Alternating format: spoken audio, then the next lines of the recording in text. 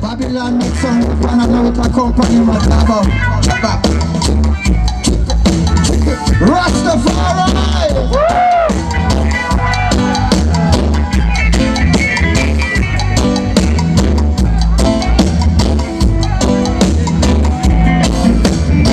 Give me some of this.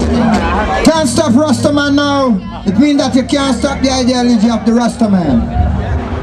Dealing with this music is no reaction, is no segregation, because if we are dealing with one love, universal love, then we must learn to respect and accept each other, and that is my message I'm trying to get over. Give thanks. Ras Midas, you know, we hear a lot about one love, and we know that Bob Marley forwarded that phrase. Could you explain to us as a Rasta man, what does it really mean? Because I could understand it might have different meanings for different people. Could you tell us what that phrase, one love, in your estimation? Well, okay. It's not to say Bob Marley create the one love, but Bob Marley deliver the one love to the world. But the one love is coming from the Nyabingi philosophy. It means one ideology. It means one heart. It means one destiny. It means one soul. It means that you have 10 fingers. But if you get all of these fingers together, then we are close together. And each finger has a part to play. So when Bob Marley is talking about one love, he's talking about economical free will, because I don't like to deal with the word freedom. Because you know, when you're dumb, you know, you cannot, you understand? Yeah. So it's economical expansion for each and every one. Women rights. On the issue of Rastafari, can you define that for us and how it's different from religion?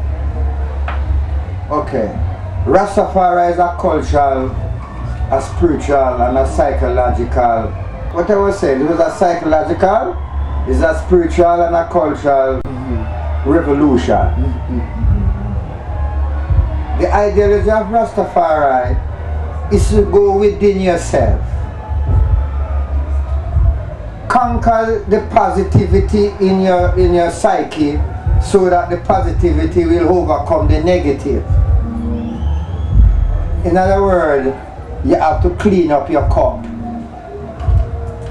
In other words, learn to dance a yard before you come abroad. You know? You cannot come here and telling people, oh, you must live this way and you must live the other way, and you's not living that way. You know? So, when you're a Rastafari, you must be conscious. You must know history right through. Because I studied 25,000 years of history. I'm always reading and I always studying. And sometimes when I go to dreadlocks and say, take a read and look on this. Oh my, that's you always come with things where white man right and all them things. I said to them, listen, Europeans know your history, you don't know it. And they have it in their library and their museum. I think you should go to college, get an education, so that you can relate to people. But within the concept of Rastafari is a universal unity. You know? Because you put it this way. If every flowers in the garden was of the said color, what would you choose? If every fruit was orange, what would you choose? You know? So we have all different kind of fruit. And mankind is the fruit of the garden. So we have choices. You know? From the day we born, the world was on African alone. You have nothing to choose. Because I meet some of the most beautiful people in the world, and them is Caucasian, who accept I and respect I to who I am. You know?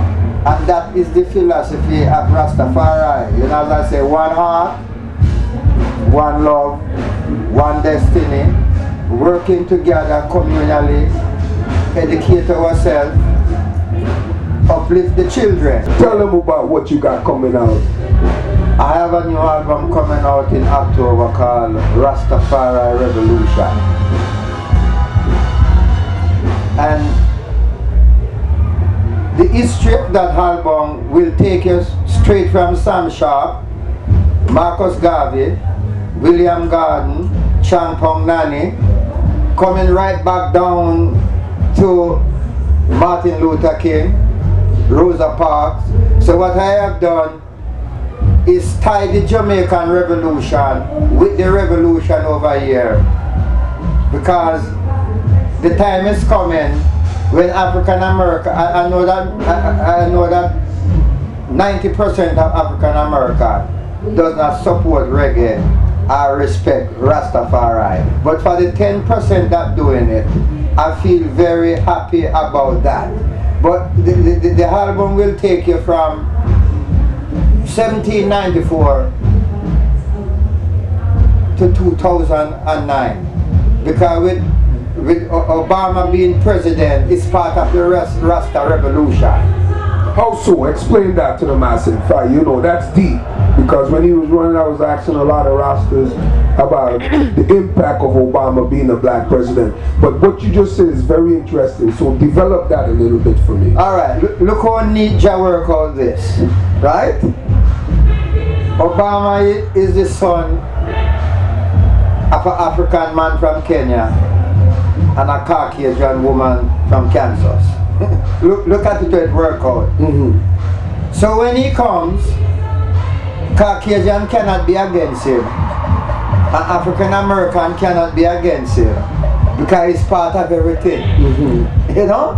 And that is showing us that from the time of Marcus Garvey, Sam Sharp, William Garden, and Paul Bogle, the revolution stretches, because you must remember, so the first revolution started in Marcus Garvey, you know, with the Black Star Liner down in Harlem, and that have stretched all across the United States.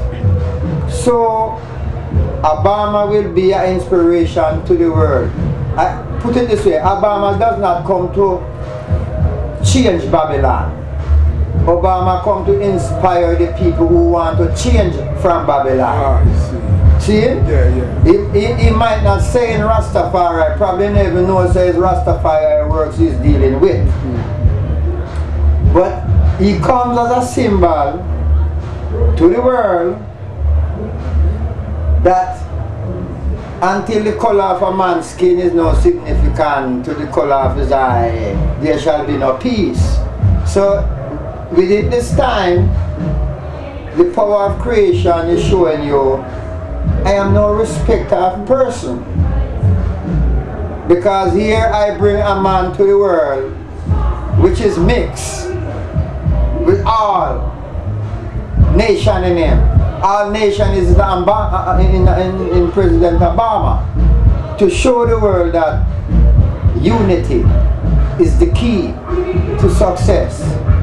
And when people deal reggae music, they must not deal with it on to have a nice time or forget them stress. It's an educational music that they must educate themselves with. And Obama is the man that rises up in Babylon today with the cosmic revolution. He is the cosmic revolution. Because all over the world he goes and he speaks. People can say, I see a man of honesty.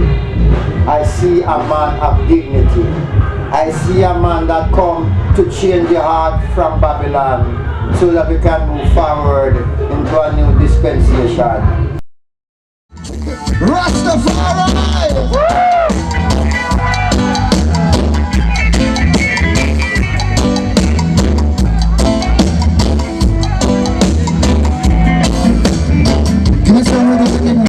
Can't stop Rastaman now. It means that you can't stop the ideology of the Rastaman.